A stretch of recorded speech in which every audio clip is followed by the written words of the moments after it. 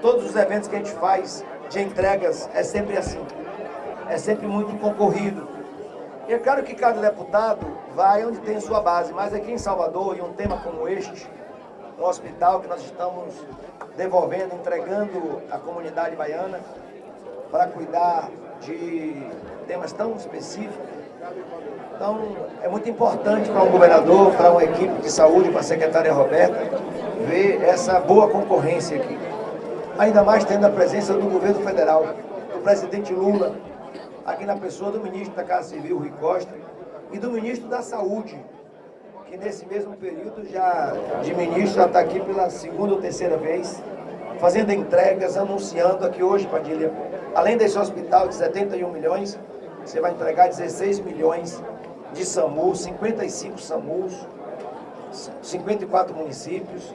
Então, na combinação aqui da coletiva, tem uma pergunta para você, depois para a Rui, para a gente poder ir lá para o evento, fazer o ato e, na sequência, fazer as entregas de SAMU. O pessoal vai orientar lá como é que vão fazer. Deixamos ali um local para fazer uma imagem com os dois ministros, com a CESAP e com o prefeito e os deputados que o acompanham, para a gente poder coordenar e combinar e vocês descerem hoje já com mais uma SAMU, para completar em quase 300 SAMU em 2023, 2024 e esse pedaço de 2025. Bom, primeiro registrar também a minha alegria de, enquanto governador, ver um time tão denso de deputados, de deputadas. Isso orgulha muito a gente. E eu me sinto contemplado e reconheço aqui, Wagner, você e a Rui, por terem dirigido, liderados esse processo dessa construção. Tenho aprendido diariamente com os prefeitos, com os vices, os ex, a presença dos deputados orientando a política da Bahia, dos 3 senadores da República que nós temos, mas é muito mais confortante a gente ter esse ambiente que o Rui teve, mas não teve, Padilha, o mesmo movimento no cenário nacional. Então nós tínhamos todo esse arcabouço de prefeitos, nós temos uma safra de prefeito, me permite usar o termo safra, para registrar a minha alegria de governar a Bahia nesse momento com essa conjuntura tão inteligente, de vereadoras, de vereadores. Se não fosse assim, nós não chegaríamos aqui. Nós não chegaríamos. Então é importante, Lides, quando você é reconduzida, parabéns pela recondução. Parabéns, uma salva de palmas aqui aos deputados e deputadas que reconduziram o mandato da Lides da Mata como líder da bancada. Muito bem. E eu tenho muito orgulho, Lides, da bancada de deputados federais que nós temos, dos senadores.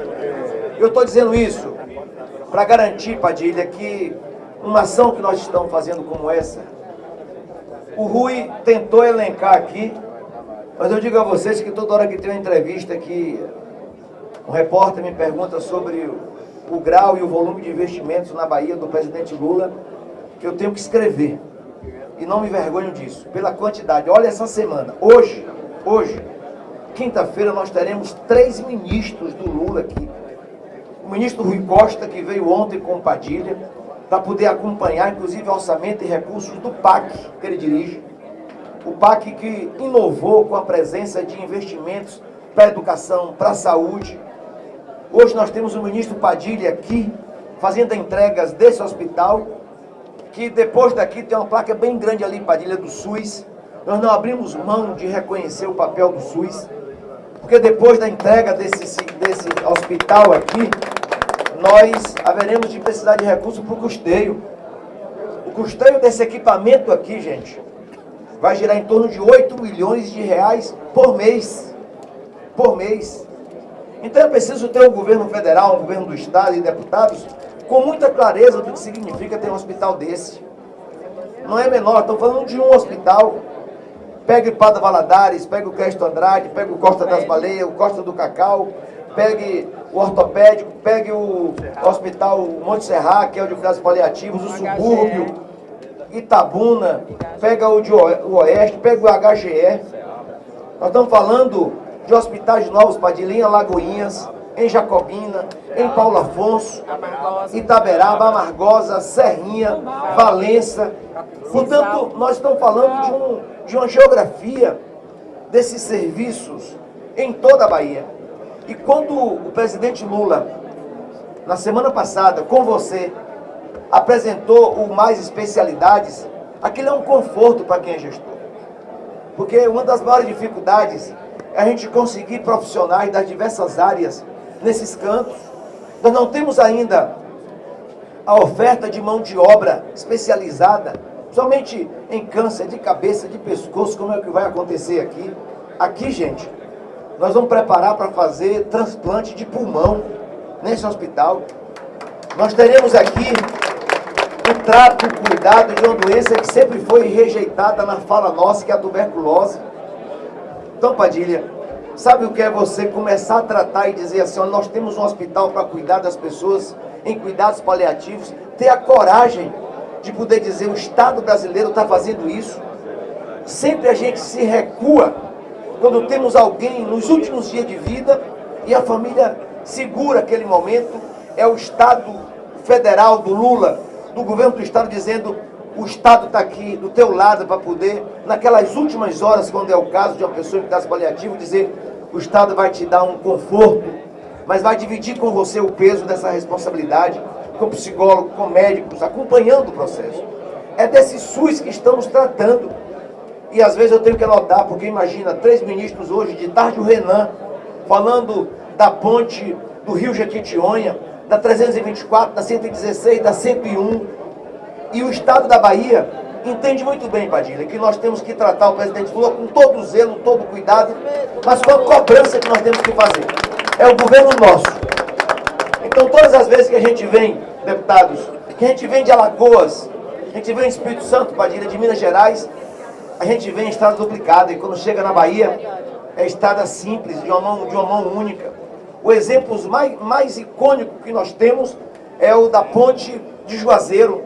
A ponte não é a ponte da divisão de 2 estados, é a ponte da União. Quem vem de Pernambuco vem em pista dupla.